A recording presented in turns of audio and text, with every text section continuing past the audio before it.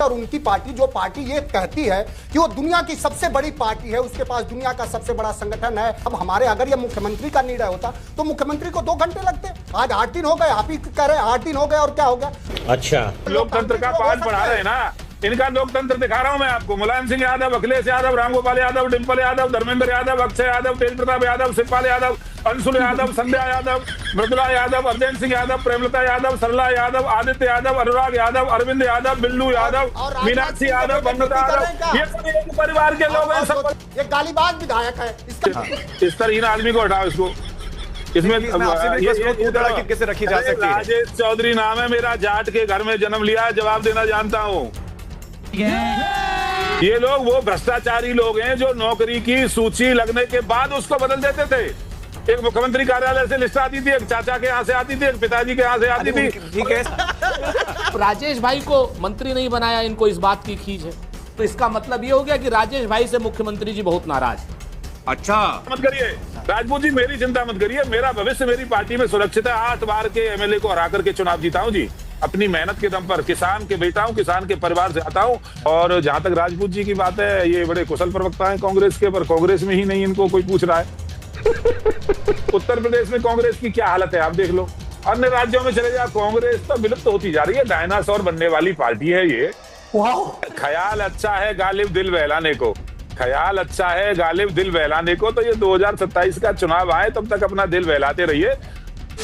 तो हेलो दोस्तों, नमस्कार, जय जय श्री राम। दोस्तों, आज का एक और डिबेट वीडियो काफी धमाकेदार होने वाला है, क्योंकि आज का डिबेट 2027 के यूपी चुनाव को लेकर चलने वाला है, जिसमें बीजेपी के प्रवक्ता राकेश चौधरी ने समाजवादी पार्टी के प्रवक्ता और कांग्रेस के प्रवक्ता को डिबेट में बैठकर जमकर धोते हैं और उन्हें जबरदस्त बेइज्जत करते हैं, जिसे आपको देखने और सुनने पर आनंद आ जाएगा। तो दोस्तों, आज के इस डिबेट में आप लोग शुरू से लेकर अंत तक बने रहिएगा और आज की इस डिबेट को पूरा देखिएगा, तभी आप सभी को यह पूरा डिबेट समझ में आएगा।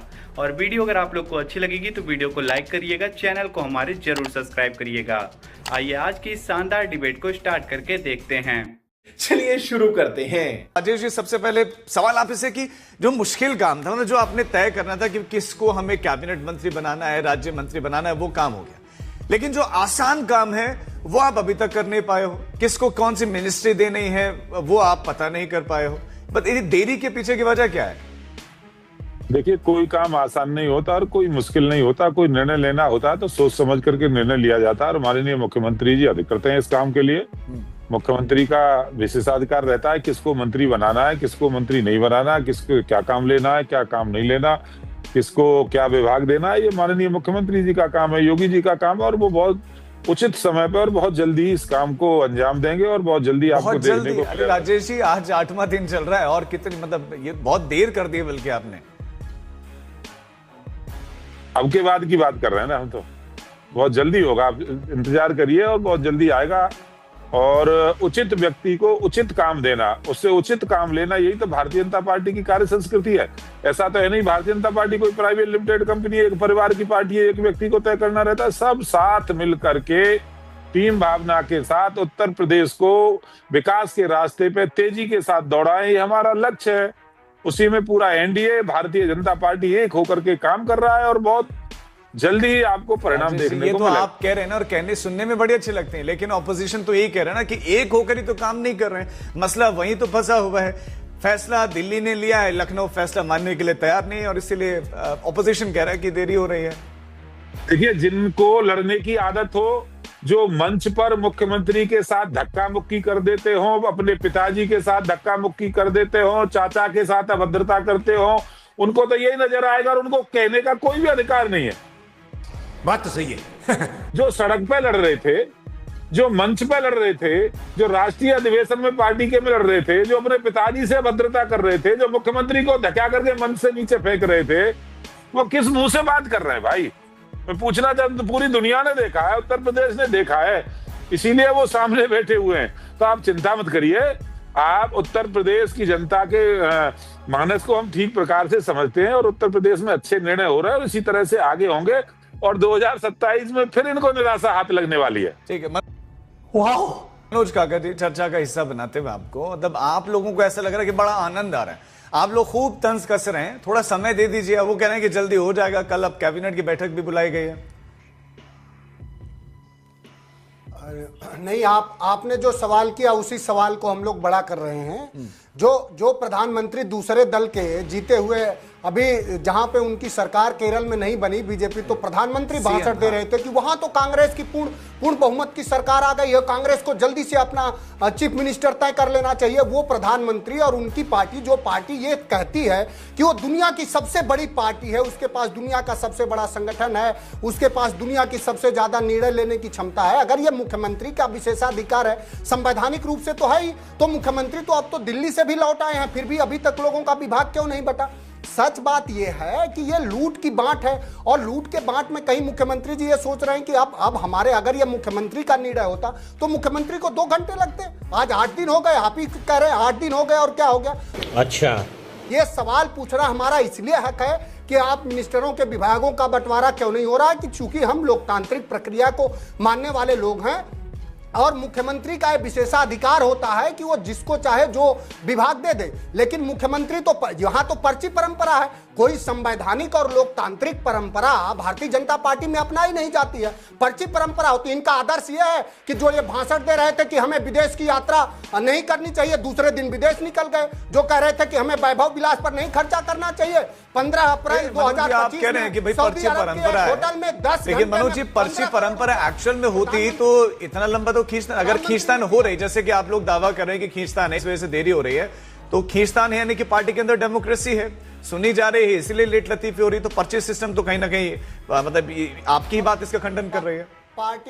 बहुत सही बात कहा राजू जी, आपके सवाल को थोड़ा और बड़ा करते हैं। पार्टी में कितनी डेमोक्रेसी है, एक राष्ट्रीय अध्यक्ष को और कौन एक मिनिस्टर हैं जो लगातार धक्के देके एक तरफ करते हैं, और देश के शीर्षस्थ प्रधानमंत्री जी आते हैं तो कौन साथ रहता है? कितना लोकतंत्र है जिसमें पार्टी का जो अध्यक्ष होता है वो कई बार जिसका कोई चयन नहीं हुआ, कोई लोकतांत्रिक प्रक्रिया नहीं, वहां कितना लोकतंत्र है, ये तो आपको भी पता है, हमको भी पता है कि मुख्यमंत्री कार्यालय कौन चलाता है, गवर्नर हाउस कौन चलाता है, इस देश में कितनी लोकतांत्रिक परंपराओं का पालन किया जा रहा है। अभी देश के सुप्रीम कोर्ट ने अभी परसों ही कहा है कि अगर किसी स्वायत्त संस्था के व्यक्ति का चयन अगर बहुमत के बल पर हो रहा है तो ये तानाशाही है। अभी देश के सर्वोच्च न्यायालय ने ये बात कही है कि आप क्यों नहीं चाहते हैं कि देश के निर्वाचन आयोग में कोई निष्पक्ष व्यक्ति हो जो चयन में उसके रहे, तो वो कितनी लोकतांत्रिक प्रक्रिया वो बीजेपी। राजेश जी जल्दी से इसका जवाब दीजिए। रुको जरा, सबर करो।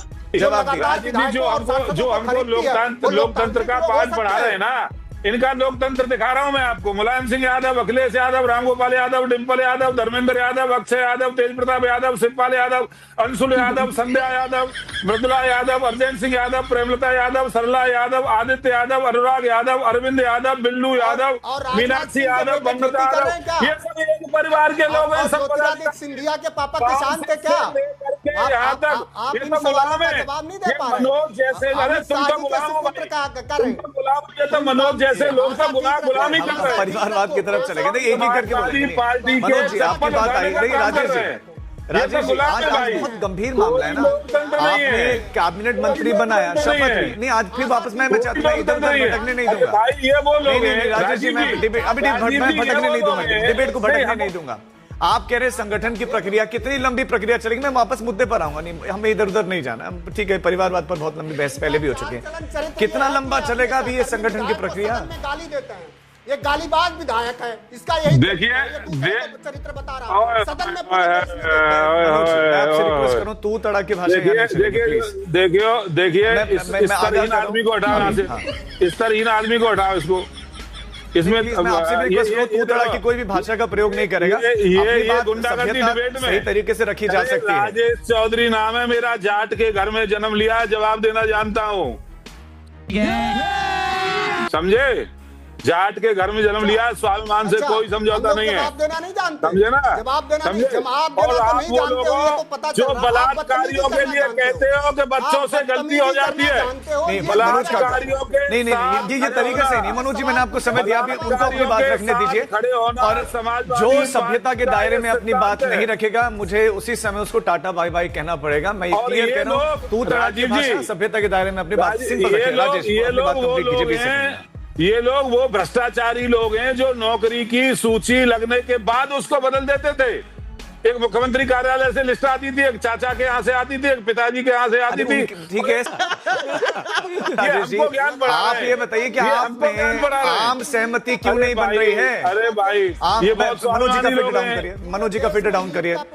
राजेश जी, आम सहमति क्यों नहीं बन रही, बताइए।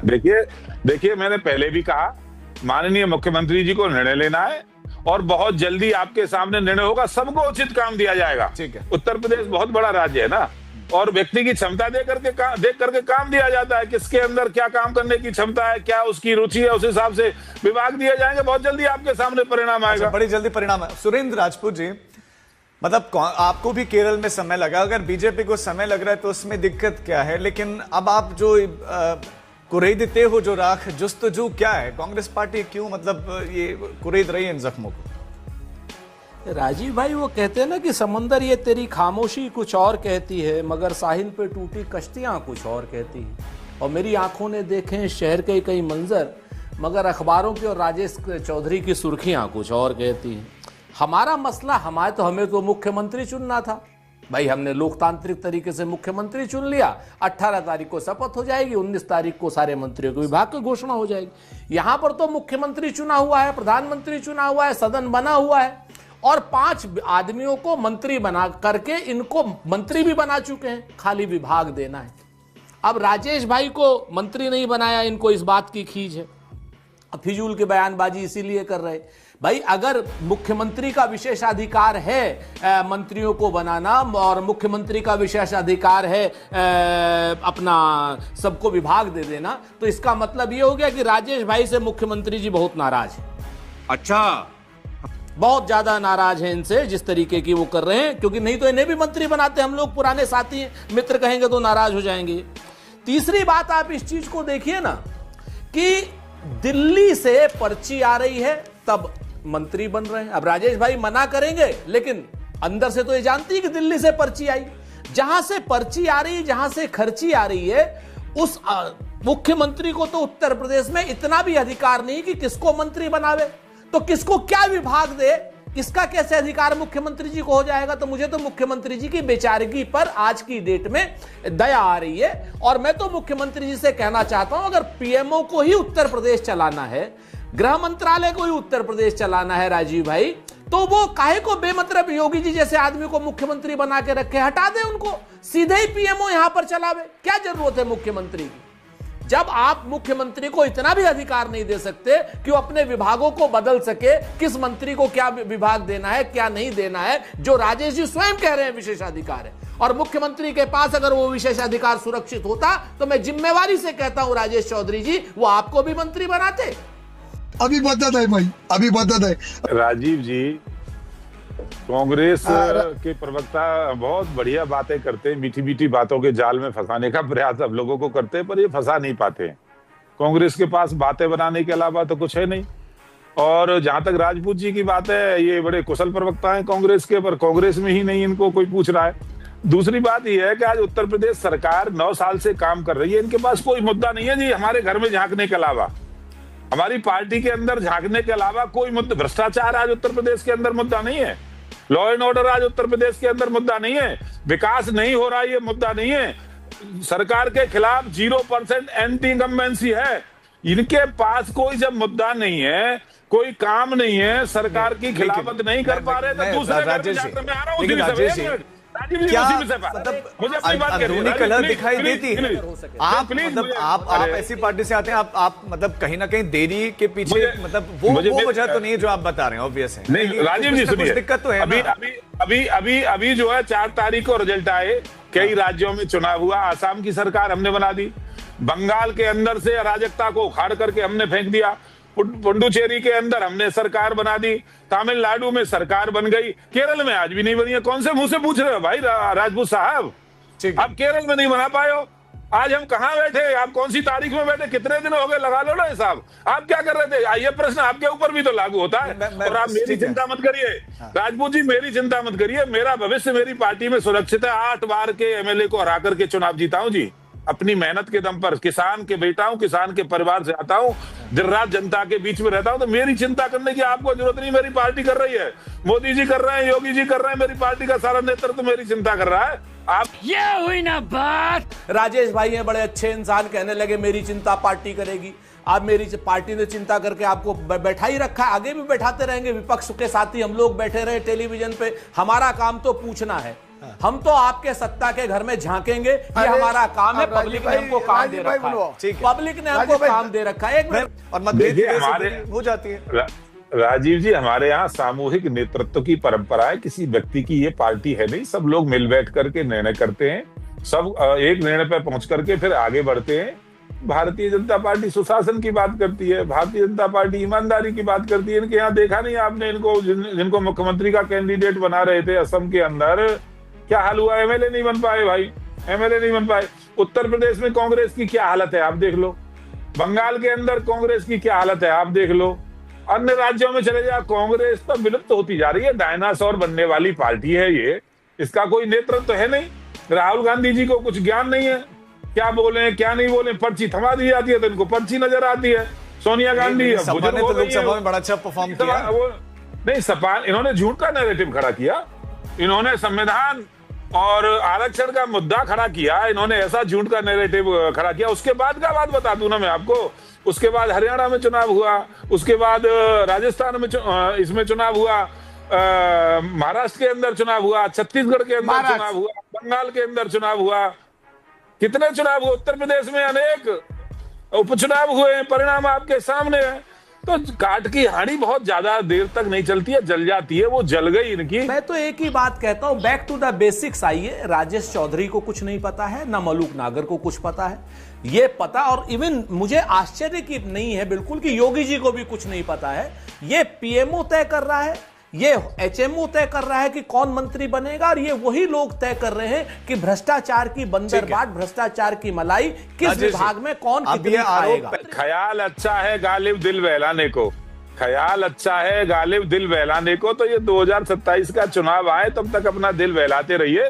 टॉर्च लेकर के ढूंढते हैं तो विधानसभा में कांग्रेस नजर आती है, बढ़िया वाली टॉर्च लानी पड़ती है, तब तो दिखता है कि हाँ कांग्रेस का कोई व्यक्ति बैठा हुआ है, तो वो भी नहीं नजर आएगा।